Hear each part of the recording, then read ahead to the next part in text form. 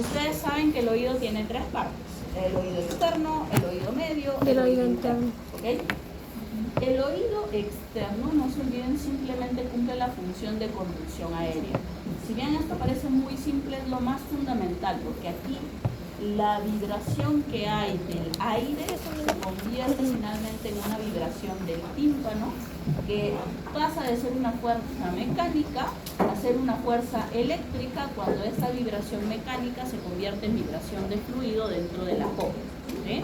Entonces, por lo que ya habrán conversado en la parte práctica, el movimiento de aire al final se transfiere a un movimiento de una cadena de huesecillos, que se transfiere al movimiento de líquido dentro de la cóclea, y aquí en la cóclea este movimiento de líquido va a representar el movimiento de las células ciliadas, de creación de potenciales de acción, que luego se van a conducir por una vía nerviosa hacia la corteza cerebral temporal, que es donde está el área auditiva. Entonces, aquí importante resaltar el papel de la cadena de huesecillos, ¿sí?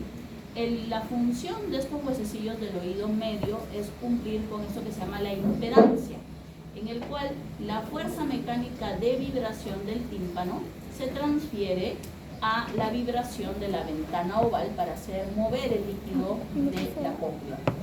Este proceso se da porque el manubrio o brazo del martillo está pegado aquí al tímpano, y este a su vez articulado al yunque, y este a su vez al estribo, y como vemos aquí en el dibujito, la base del estribo termina aquí en la ventana oval, que es la entrada hacia el caracol cócleo. ¿Ok?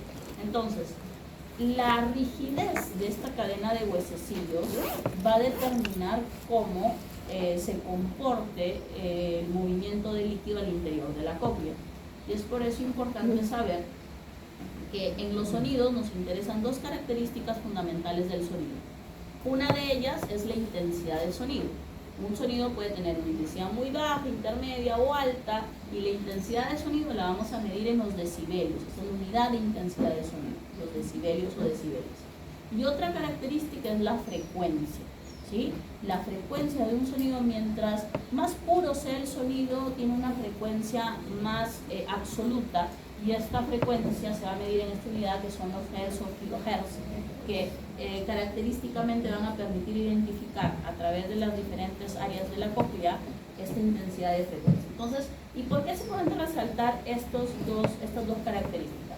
Porque nuestros oídos humanos no pueden detectar todos los sonidos, ¿sí? Hay sonidos que, ya sea por su intensidad o por su frecuencia, nuestro oído no puede detectar.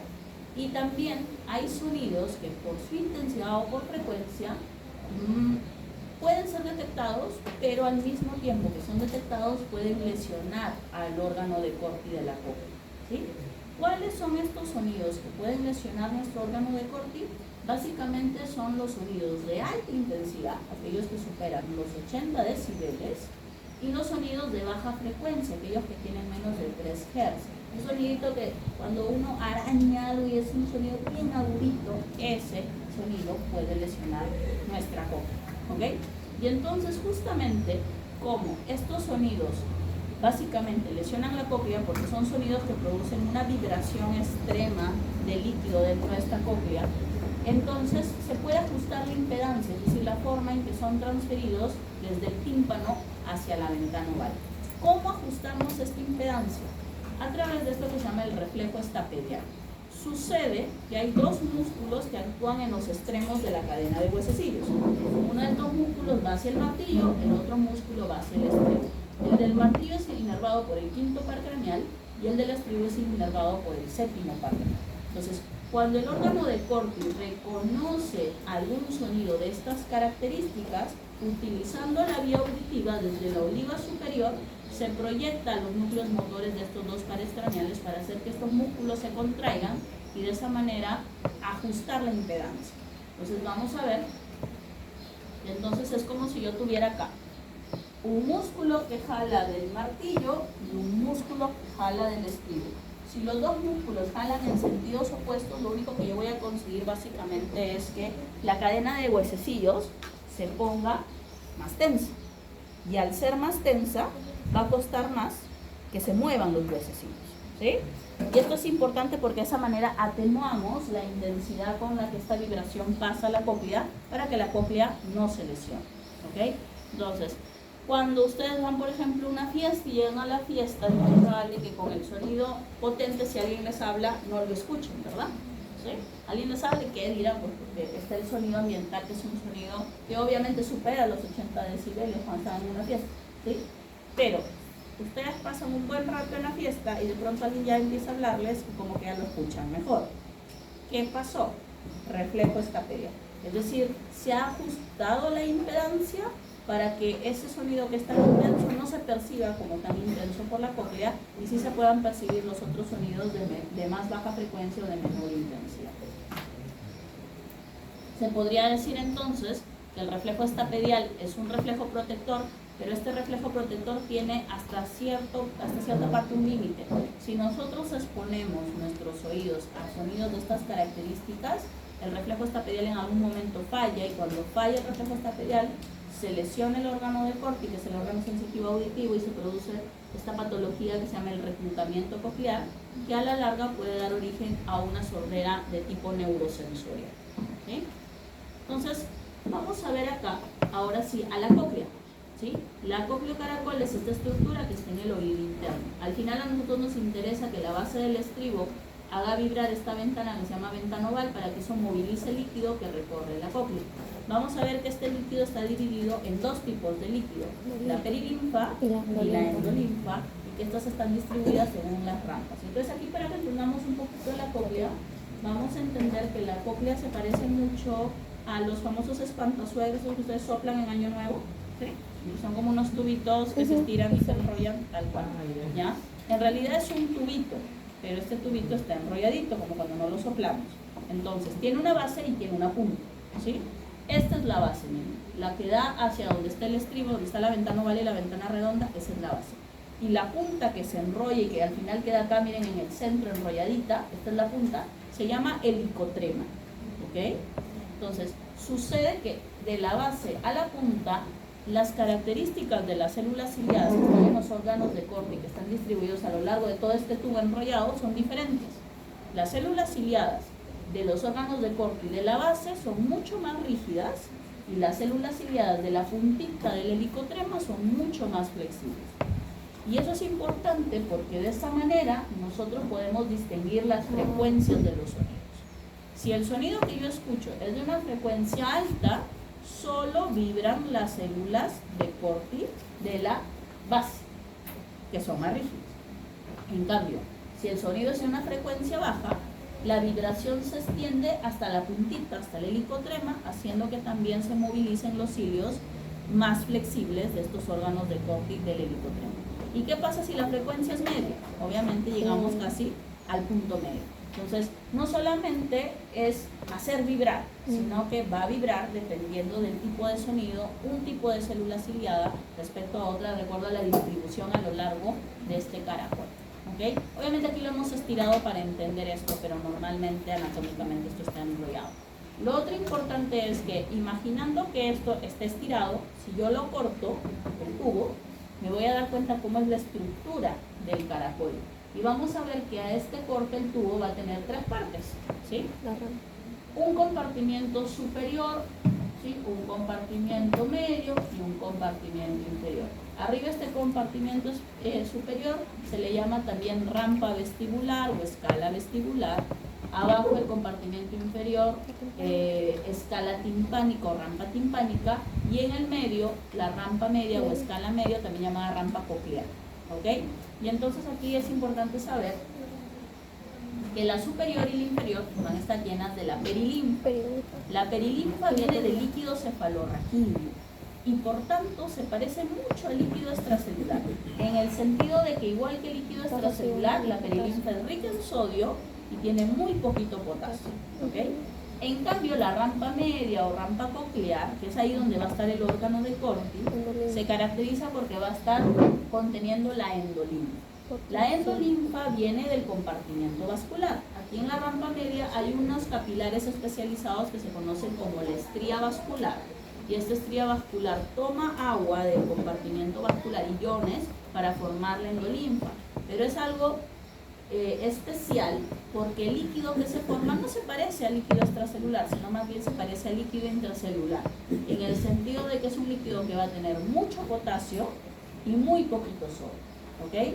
Ahora, mirando también esta estructura de las rampas, nos vamos a dar cuenta que aquí en la rampa media es donde está el órgano de Corti, ¿sí? La rampa media se separa de la rampa inferior gracias a esta membrana que se llama membrana basilar, y ahí es donde están las células ciliadas formando el órgano de Corti. Y la rampa media se separa de la rampa superior por esta membrana que se llama membrana de Reisner, y ahí en la membrana de Reisner se apoya también una estructura que es parte del órgano de Corti que se llama la membrana tectorial. Normalmente las células ciliadas del órgano de Corti, los cilios chocan con la membrana tectorial. Entonces cuando vibra la cóclea, vibra el líquido, vibran los cilios contra la membrana tectoria y se producen los procesos de potencial de acción. Aquí, para entender un poquito este proceso de potencial de acción, primero tenemos que ver la estructura de estas células ciliadas. Debemos saber que el órgano de Corti tiene dos tipos de células ciliadas. Las células ciliadas externas, que son siempre las más numerosas en el órgano de Corti, y las células ciliadas internas, ¿sí? Todavía no está claro cuál es la diferencia funcional entre una y otra. Se cree que algunas funcionan para reconocer frecuencias y otras intensidad, pero no está claro. Pero la estructura en ambas es la misma. ¿A qué me refiero con la estructura? La parte libre de la célula ciliada que protruye hacia la cavidad donde está el endolinfa en la rampa media está formada por cilios. Estos cilios incluyen un cilio grandote, ese cilio grandote se llama kinetocilio, cinetocilio, y un montón de cilios chiquititos que a medida que se alejan del cinetocilio cada vez son más chiquititos, como si fueran en escalerita, ¿ok? Normalmente, si el cinetocilio y los estereocilios se separan, la célula se hiperpolariza, ¿ok? Y si los estereocilios se acercan al cinetocilio, la célula se despolariza. Entonces, en condiciones cuando la cóclea no vibra, cuando no se mueve el líquido, usualmente esto está separado, ¿sí? Pero en el momento en que el líquido se mueve, la membrana tectoria hace que los cilios se aproximen al cinetocilio y se va a producir la despolarización. ¿Pero por qué se va a producir la despolarización? Porque los estereocilios en su borde libre tienen estas proteínas que ahí las ven en verdecito, que son canales de potasio. Estos canales de potasio solo se van a activar cuando el estereocilio se encuentre con el cinetocilio, ¿ok? En el momento que se pegan, estos canales de potasio se abren, y como esto está bañado por la endolinfa, que es rica en potasio, el potasio entra a entrar gracias a los cilios al interior de la célula ciliada, ¿ok? ¿Y qué pasa cuando este potasio entra? Obviamente este potasio tiene cargas positivas. Si yo gano más carga positiva, la membrana se vuelve al interior positiva, es decir, se despolariza. Esto es lo especial de las células auditivas del órgano de Corti, porque en la mayor parte de células del sistema nervioso, para que despolarice, yo tengo que entrar sodio o calcio, ¿sí? Pero estas células despolarizan introduciendo potasio, ¿sí? Eso los hace bastante especiales. Una vez que el potasio entra y esto se despolariza, la despolarización produce apertura de canales de calcio dependientes de voltaje, el calcio entra y estas células almacenan en vesículas glutamato, así que cuando se despolariza liberan glutamato para producir el potencial de acción en el nervio coclear, que luego avanzará hacia la corteza auditiva, ¿ok? Ahora, obviamente esta despolarización no puede ser eterna, porque si no, cuando venga otro sonido no vamos a reconocer. Entonces, para que esta despolarización acabe, el potasio es expulsado de la célula e introducido a la célula glial, que lo recicla, para que, si viene otro sonido, se vuelva a producir el mismo mecanismo. Entonces, cuando los potenciales de acción se han generado a partir de estas células ciliadas, todos estos axones forman este ganglio que se llama el ganglio espiral, que es el inicio del nervio coclear, para llevar esta información hacia el bulbo, donde están los famosos núcleos cocleares. ¿Cuántos núcleos cocleares hay en el bulbo? Dos, uno dorsal y uno ventral. Y entonces, luego la información de estos núcleos cocleares, alguna de ellas sigue directo y alguna de ellas cruza al otro lado, y eso es importante. A cada corteza auditiva de cada hemisferio le va a llegar información de los dos oídos, ¿sí? porque estas vías, que se conocen como las estrías acústicas, que forman 3 tractos, algunas van ipsilaterales y otras cruzan y suben contralateral. Entonces, si yo tengo una hipoacusia unilateral, ¿la podría explicar con una lesión hemisférica unilateral? No, porque cada hemisferio recibe información de los 2 oídos. Si mi paciente tiene una hipoacusia unilateral, necesariamente el problema es fuera de la corteza. O es en el oído o es en estas fibras que están subiendo en dirección a la corteza, pero no en la corteza. Si el paciente tiene una lesión en la corteza, va a tener un compromiso bilateral. ¿Sí? Ok, entonces, esta información de los núcleos cocleares va gracias a las estrías acústicas primero a los complejos olivares, que acá los vemos en amarillo, y luego de los complejos olivares esto sube al mesencéfalo, específicamente al colículo inferior, y luego al tálamo, al cuerpo geniculado medial, para finalmente terminar en la corteza auditiva, que la corteza auditiva está a nivel del opérculo del lóbulo temporal. ¿Ok? Aquí es importante mencionar otro dato. ¿Podría tener yo un paciente que tenga una lesión visual y auditiva al mismo tiempo con una lesión del sistema nervioso? Sí. ¿Dónde estaría la lesión? ¿En el cuerpo genicular? En los cuerpos geniculados, es decir, en el tálamo, o en los folículos, en el mesencéfalo. ¿Por qué? Porque la vía visual se parece a la auditiva, solo que la vía visual, en lugar del colículo inferior, utiliza el superior, y en el tálamo, en lugar del cuerpo geniculado medial, utiliza el lateral. Entonces, si yo tengo un tumor que de pronto empieza a crecer aquí entre el mesencéfalo y los cuerpos geniculados hacia el tálamo, el paciente puede perder tanto visión como audición al mismo tiempo. ¿Sí? No hay otro punto donde yo pueda explicar que el paciente pierda los 2 sentidos que no sea a nivel de estas 2 estructuras que son comunes a ambas vías. Ok, ahora, cuando yo tengo una hipoacusia, y sobre todo cuando esta hipoacusia es unilateral, ya sé que no puede ser corteza la lesión. Entonces me interesa diferenciar el nivel de lesión. Entonces, para poder diferenciar el nivel de lesión, hay varias estrategias, ¿sí? Y entonces aquí vamos a hablar de 2 tipos de hipoacusia. La hipoacusia conductiva, también llamada sordera conductiva,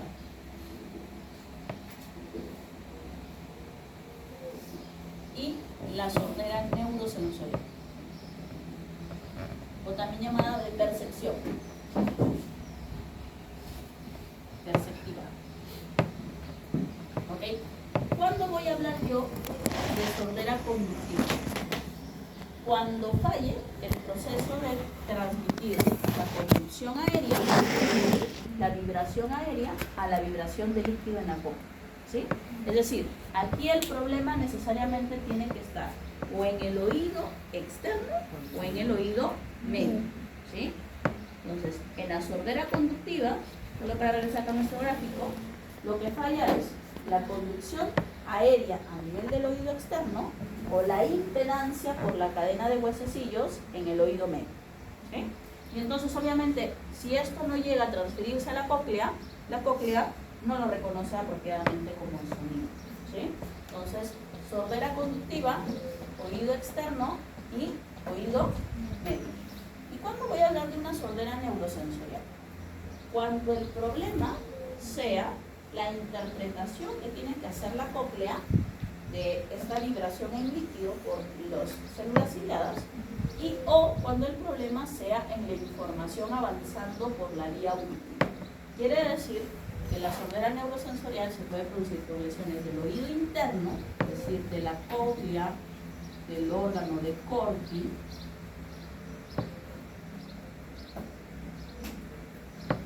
o se puede producir por lesión de la vía auditiva.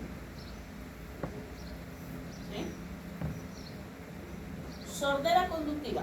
Causa más frecuente de sordera conductiva, sobre todo en el oído externo. Tapón de cerumen. ¿Sí? Nos han entrenado a lo largo de la vida para que tratemos de limpiarnos siempre el oído con cotones o con hisopos. ¿Sí? Y eso no es correcto. Si ustedes le preguntan a un otorrino cuando tengan su rotación de otorrino en cirugía, lo primero que les voy a explicar es que no se necesita usar hisopos, porque el conducto auditivo está cubierto por piel, tiene células pilosas y estas células pilosas empujan el cerumen hacia afuera.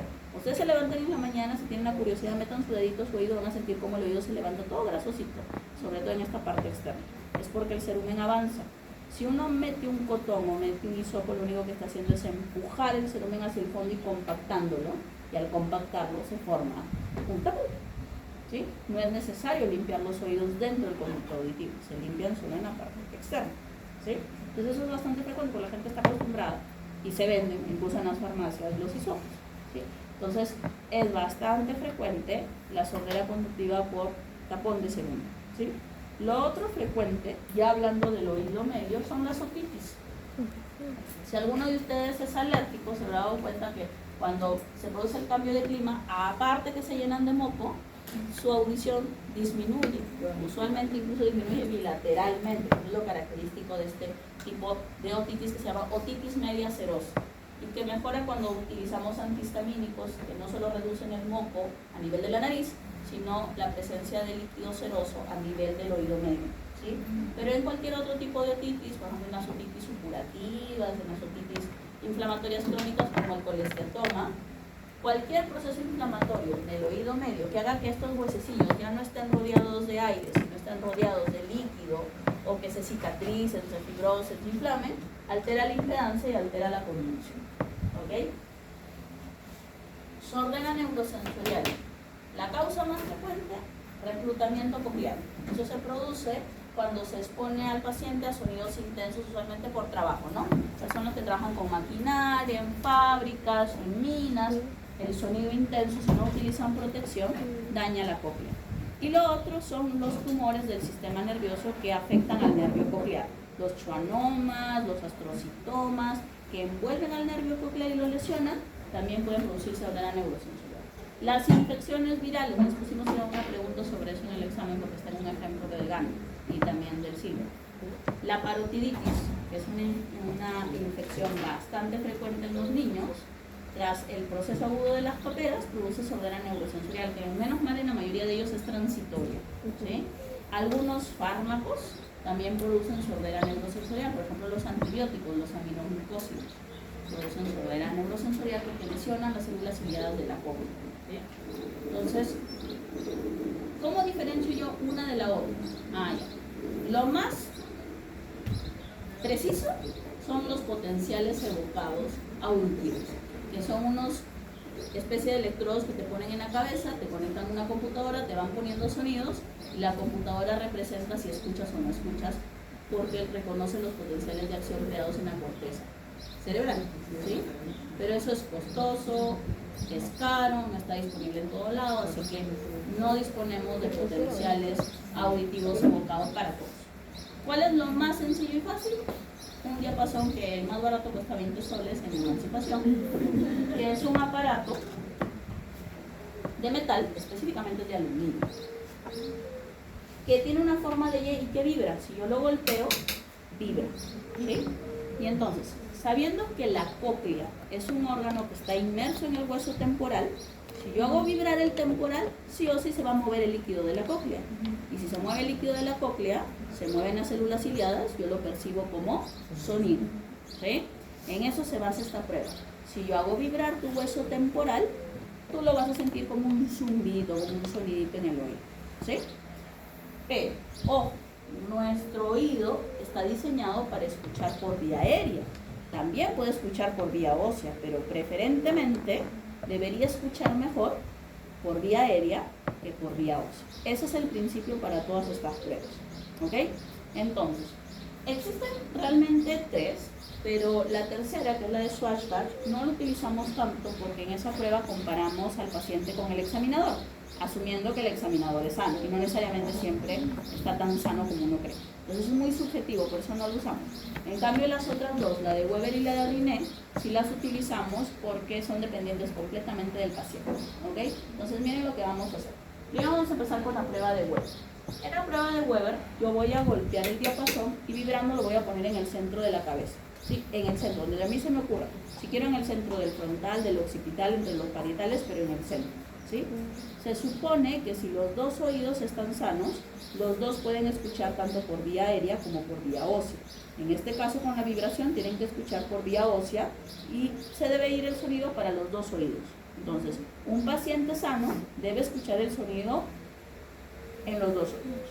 Lo anormal sería que yo ponga el diapasón y el paciente me diga, escucho en este más que en este, o en este escucho y en este no escucho. O sea, lo anormal es que se lateralice, ¿sí? Y lo normal es que no se lateralice, ¿ok? Cuando el paciente lateraliza en el Weber, yo tengo que tener claro cuál es el oído comprometido para poder diferenciar si es una hipoacusia neurosensorial o si es una hipoacusia conductiva, ¿ya? Supongamos que su compañero viene a consulta porque él es alérgico y hace un mes no escucha con el oído derecho, ¿sí? En este caso, su oído enfermo es el derecho, ¿sí? ¿Qué pasa si yo le hago la prueba de Weber y cuando le hago la prueba de Weber, él me dice que escucha mejor la vibración como sonido en ese oído derecho, que es el enfermo? ¿Cómo interpretamos eso? Es una sordera conductiva. ¿Por qué es una sordera conductiva? Independiente de la vibración, escucha mejor en el derecho. Porque está escuchando en ese oído derecho mejor por vía ósea que por vía aérea, ¿sí? O sea, él está lateralizando a ese oído no porque el otro no escuche, sino que escucha mejor por vía ósea por el que está enfermo comparado con el que está sano. Quiere decir que en este oído enfermo lo que está fallando es la vía aérea y lo que está quedando es la vía ósea. Es una sordera conductiva. Entonces, en la sordera conductiva, no se olviden, en el Weber vamos a encontrar que el paciente lateraliza al oído enfermo. En cambio, ¿qué va a pasar en la sordera neurosensorial? Vamos a ver que el paciente también lateraliza, pero lateraliza al oído sano. ¿Y por qué lateraliza al oído sano? ¿Sí? Es decir, a él mismo. O sea, él me dice, yo no escucho bien con el derecho, le hago la prueba y cuando le pongo el diapasón, él me dice que él siente que el sonido se va al izquierdo, no al derecho. Porque si este es el oído enfermo y no escucha el sonido por vibración, quiere decir que no lo escucha por vía ósea ni por vía aérea. No lo está escuchando por ninguna vía, ¿sí? Cuando es un problema neurosensorial, ni siquiera por vía ósea se va a escuchar bien, ¿sí? Entonces, se va al otro lado, porque como el otro lado está sano y ese lado escucha bien por vía aérea y por vía ósea, se va al otro lado, que es el lado sano, ¿sí? ¿Por qué no va el enfermo? Porque el enfermo no escucha ni por vía aérea ni por vía ósea.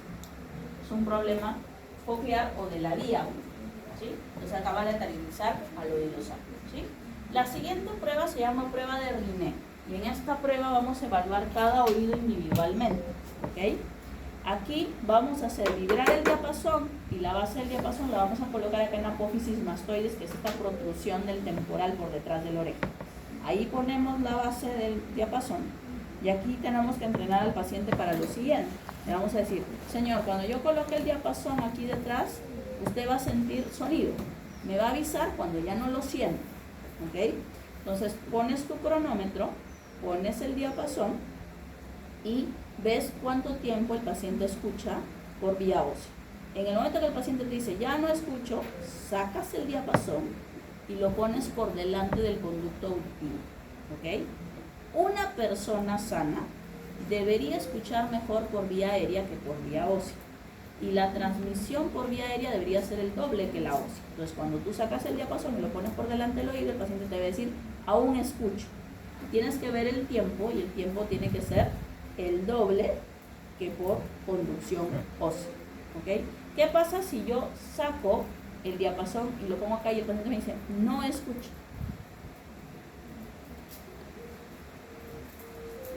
Terminó la transmisión ósea, puse por delante para escuchar la aérea y me dice, no escucho. Una sordera conductiva, ¿sí? Cuando el paciente tiene rimen negativo significa que